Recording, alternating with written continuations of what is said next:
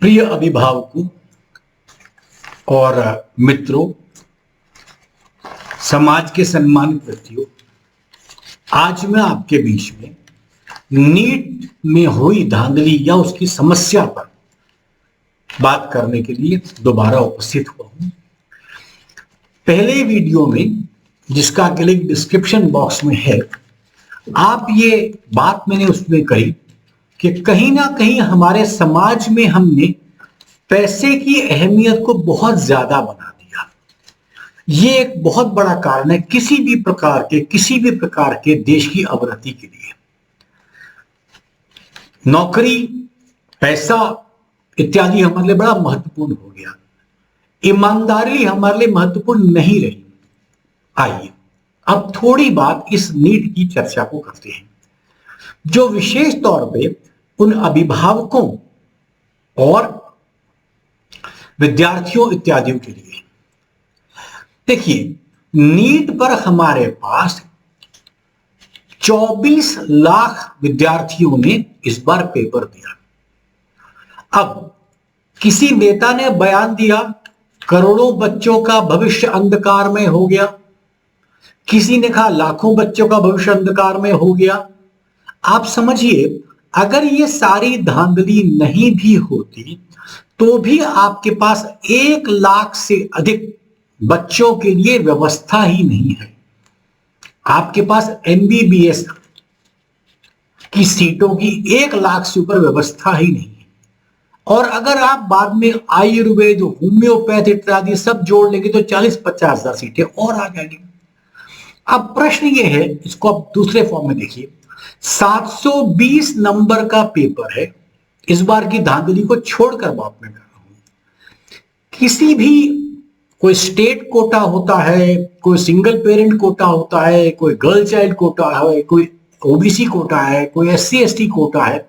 इन सारे कोटा के बावजूद आपको मिनिमम 500 सवा 500 नंबर चाहिए एक नीट में, एक मेडिकल कॉलेज में एडमिशन के लिए। 1 लाख बच्चों के अगर आप 2 लाख तक खींच लेते हैं तो आपको कम से कम लगभग 380 से 400 नंबर चाहिए। 720 के कंपैरिजन में 380, अब देखिए 53% होता है। मतलब 24 लाख बच्चों में से 21-22 लाख बच्चा 53% मार्क्स भी नहीं लेकर आता है। अब ये बच्चे जो 53% मार्क्स भी नहीं लेकर आए और वो नीट के एग्जाम में, मैंने तब लिया अगर आप आयुर्वेद, होम्योपैथ इत्यादि सब जोड़ लें, तो वो बच्चा एक नीट के पेपर के बाद उस वर्ष के लिए कम से कम अपने ऊपर एक असफलता का ठप्पा लेकर घर पहुंचता है कि तुमने ये कुछ नहीं किया, तुमसे कुछ नहीं होगा। कमोवेश यही कहानी जेईई की भी है। मैं बात जेईई और नीट की इसके लिए कर रहा हूं क्योंकि मैं जेईई और नीट के विद्यार्थियों को पढ़ाता हूं और उनसे संबंधित मेरा अनुभव ज्यादा है। नीट जेईई की हालत भी यही है। 360 नंबर का पेपर है और 90 नंबर का बच्चा 1 लाख रैंक तक ले आ सकता है, 1 सवा लाख तक। 2 लाख तक लाओगे तो 80 नंबर लाना है। तो 80 नंबर कितने हैं सर? 22%। मतलब जेई में 22% नंबर लाने वाला आदमी टॉप 2 लाख में आ जाएगा और नीट में 53% से ज्यादा लाने वाला बच्चा हमारे पास टॉप 2 लाख में आएगा। अब इसको जरा बोर्ड से कंपेयर करें। बोर्ड में 90% आम बच्चों के नंबर है। तो पहली बात है, इस पूरी पढ़ाई के बीच में कितना बड़ा गैप ही क्यों है? क्योंकि जेई के लिए भी आप 11वीं 12वीं में फिजिक्स, केमिस्ट्री, मैथ्स पढ़ते हैं और नीट के लिए फिजिक्स, केमिस्ट्री, बायो पढ़ते हैं और 12वीं में भी वही पढ़ते हैं। तो इतने बड़े गैप का कारण क्या है? अभिभावकों को यह समझना चाहिए है, बच्चों को भी यह समझना है कि बच्चों का आज की तारीख में सबसे बड़ा हितैषी उनके माँ बाप के अतिरिक्त कोई नहीं है। और यही बात माँ बाप के लिए भी है कि आपसे बढ़कर बच्चों का हितैषी कोई नहीं है। आप भले ही सरकारों को, प्रशासन को, शिक्षाविदों को कितना भी दोष देते रहे, कोई आपके लिए अपने ऊपर रिस्पॉन्सिबिलिटी लेने को तैयार नहीं। इसका मैं एक ताजा उदाहरण देता हूं। 2019 में जब कोविड आया था तो सरकार ने कुछ चैप्टर्स को 11वीं 12वीं के सिलेबस से उड़ा दिया। कहना यह था क्योंकि स्कूल पूरी तरह चल नहीं पाए, बच्चे हमारी तरह पूरी तरह पढ़ नहीं पाए, तो उन बच्चों के लिए इस सिलेबस को काट दिया जाता है। आपने विज्ञान के कुछ अध्यायों को, कुछ विभिन्न टॉपिक्स को काट दिया। अब वो टॉपिक जेई में भी आएंगे और नीट में भी आएंगे, और कोविड के खत्म होने के बाद वो टॉपिक आज परमानेंटली डिलीट कर दिए गए, इसको रैशनलाइज सिलेबस बोलते हैं। लेकिन वो टॉपिक आज भी जेई और नीट में है। तो जो बोर्ड से कट गया और जेई और नीट में है, वो बच्चा कहां से पढ़ेगा? तो कहीं प्रशासन इनडायरेक्टली कोचिंग इंडस्ट्री को बढ़ावा तो नहीं दे रहा, एक बहुत बड़ा प्रश्न है, और सच में ये दे ही रहा है। क्योंकि अगर आप फाइनेंशियल इंप्लीकेशन देखें इन सारी चीजों की तो आपको अंदाजा होगा।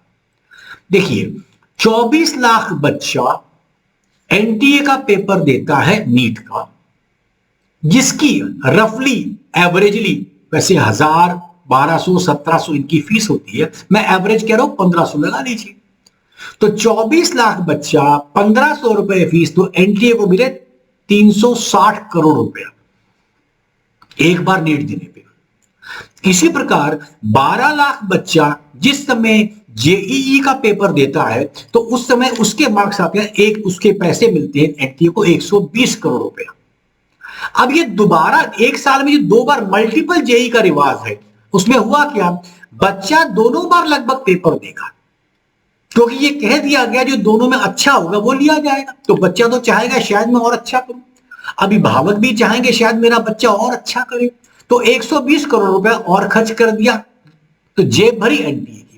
इन दोनों एग्जामिनेशन से एनटीए को मिलता है लगभग 600 करोड़ रुपया। और ये 2 बार जेई की जगह पर एक रास्ता निकाला जा सकता था कि इसके बच्चे को स्ट्रेस ना हो, उसके ऊपर मैं अभी बात करूंगा।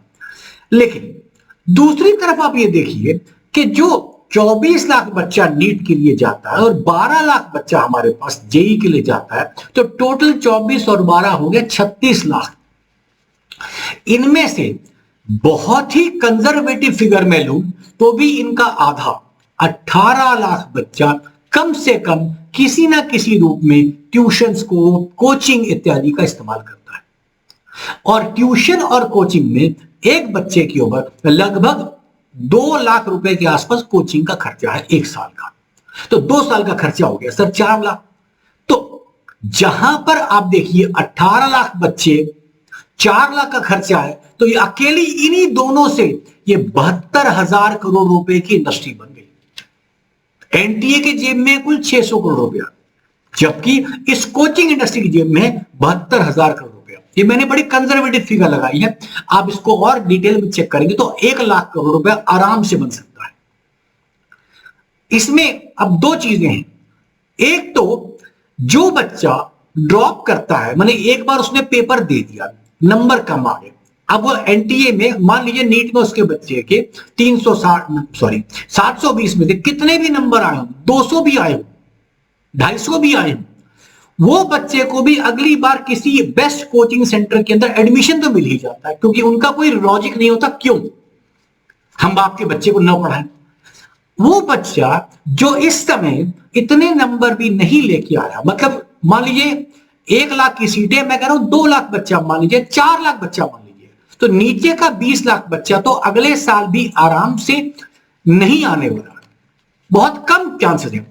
अब उन कम चांसेस को, क्योंकि मेरा बच्चा शायद आ जाएगी, उसकी ये परेशानी होगी, हमने इस फ्लूक में इस इंडस्ट्री को इतना बड़ा पैसा दे दिया, और हमारे जो सपने हैं उन सपनों को हमने बच्चे पर लादा, और हुआ क्या, उन सपनों को कोचिंग सेंटर्स ने इनकैश अच्छी तरह कर लिया।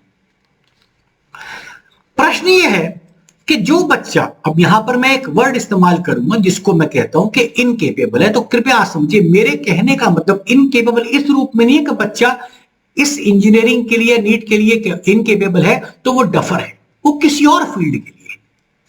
आज की तारीख में आपके पास हार्वर्ड गार्डनर की थ्योरी भी है, और बहुत मनोवैज्ञानिक इस रूप में बात करते हैं। एक छोटी सी कहानी की तरफ आपको आकर्षित करना चाहता हूं। जिस समय गुरुवर द्रोणाचार्य ने अपने सभी पांडवों कौरवों को बुलाया और बोला, इस चिड़िया की आंख पर निशाना लगाना है, तो हर एक ने वो पूछा, तुम्हें क्या क्या नजर आ रहा है? तो मात्र अर्जुन ने कहा, मुझे चिड़िया की आंख के अतिरिक्त कोई नजर नहीं आ रहा। तो गुरुवर द्रोणाचार्य ने वही फैसला कर लिया कि इस बच्चे का कंसंट्रेशन इस रूप में है, इसे बहुत अच्छा धनुर्धर बनाया जा सकता है, इसको इसी फील्ड में आगे बढ़ाना है। क्या उम्र रही होगी सर उस बच्चे की? 12, 13, 14 साल। मतलब छोटी उम्र में, शायद उससे भी कम रही हो, छोटी उम्र में यह फैसला कर लिया गुरु ने कि मेरा बच्चा किस टैलेंट के साथ है। भीम को बहुत अधिक भोज खाने का शौक था, तो उसको मल्ल युद्ध में, शारीरिक श्रम में चलाया गया, गदा युद्ध में उसको तैयार किया गया, क्योंकि यह देखा गया इसकी प्रवृत्ति इस प्रकार की। तो हमारे यहां पर इस प्रकार के बच्चे को टैलेंट ढूंढने की कोई भी कवायद नहीं की जाती। अगर आप घर में कुत्ता भी पालते हैं ना, तो उस समय ढूंढ के लाते कि इस कुत्ता फला फला ब्रीड का है, ये ब्रीड का कुत्ता मेरे घर में बेटर रहेगा। चाहे वो आप सिक्योरिटी के लिए लाते हैं, फ्रेंडली डॉग लाते हैं, अलग अलग नाम होते हैं। खैर मेरे को इतना पेट का पता नहीं, लेकिन फिर भी कम से कम ब्रीड देखकर, इंसान की ब्रीड जो है उसके लिए हम कोई बात नहीं करते क्या? फिर हम समझते हैं कि बेटा तुमने साइंस ली है तो तुम ये पेपर जरूर दो। आप समझने की कोशिश करें, हम एक इंसान अथवा एक मानव होने के नाते कहां पर खड़े हैं। क्योंकि आप ध्यान दीजिएगा, कोचिंग सेंटर्स के लिए बच्चा एक क्लाइंट है, स्टूडेंट है लेकिन एक क्लाइंट है। जो हमारे पास हॉस्पिटल्स है उनके लिए आप पेशेंट है लेकिन एक क्लाइंट है। जो रिलीजियस लोग हैं उनके लिए आप भक्त हैं लेकिन क्लाइंट हैं। नेता के लिए आप वोटर हैं लेकिन क्लाइंट हैं। हम हर जगह एक क्लाइंट, एक कस्टमर बनकर रह गए हैं। मानवता के रूप में हम कहां हैं? इसमें कुछ परेशानी कोचिंग सेंटर्स की भी है, जो कोचिंग सेंटर्स को अपने में परेशानी होती है, उस पर मैं चर्चा अगले वीडियो में करूंगा। पर फिलहाल के लिए हम अपने बच्चों को बार बार इतने सालों तो, अच्छा कुछ बच्चे उसके बाद सुसाइड कर लेते हैं। देखिए सुसाइड तो एक बच्चे ने किया, उसके अतिरिक्त कितने गुना उससे अधिक कुंठा में जीते हैं। आईआईटी जाना, नीट जाना जिंदगी का आखिरी खेस नहीं है। कृपया इस बात को समझें, अपने बच्चे के टैलेंट को समझें, उसकी कैपेबिलिटी को समझें, जो वो कर रहा है उसमें उसका साथ दें। देखिए अंत में आपको क्या चाहिए? आपका बच्चा खुश होगा। खुश कब होगा? आपको लगता है आपका बच्चा जेई करके खुश होगा, या आपको लगता है, लेकिन वो किस दौर से गुजरेगा, किस नीड से गुजरेगा, इन दोनों में जो सफल हो भी जाते हैं उनकी परेशानियों को भी जरा समझना चाहिए। इस बारे में मैं आपसे बात करूंगा अगले वीडियो में, क्योंकि वीडियो बहुत लंबा हो जाएगा। इतने में आज की तारीख में तो आपको सिर्फ इतना कहना चाहता हूं कि हमें चाहिए जो 20 लाख बच्चा हमारे पास जो किसी हालत में नहीं आने वाला, उसको हम लोग किसी तरह, क्या सरकार का ये नियम नहीं है या तो सरकार ही कर दे? पर मैं आपको पहले भी कह चुका हूं, कोई सरकार, कोई प्रोफेशन, एक अच्छा टीचर, आप समझ लीजिए, जब बच्चा मेरे पास 11वीं में आएगा, मैं अंदाजा लगा सकता हूं कि वो बच्चा आईआईटी में जा रहा है कि नहीं जा रहा, और जा रहा है तो कितने रैंक में जा रहा है, पता लग जाता है। लेकिन पेरेंट्स वो सुनने को तो तैयार हूं। तो इस बारे में मैं अगली बार, अगले वीडियो में और चर्चा विस्तार से करूंगा। फिलहाल के लिए इतनी बात आप समझिए, इतनी बड़ी इंडस्ट्री है ये आपके बच्चे के सपनों को, आपके सपनों को एक्सप्लॉइट करती है। कृपया अपने बच्चे का टैलेंट समझें, उसकी शौक समझें, वो जिसमें जाना चाहता है ये समझें, उसके लिए हम उसके लिए लाइफ का चयन करें। धन्यवाद।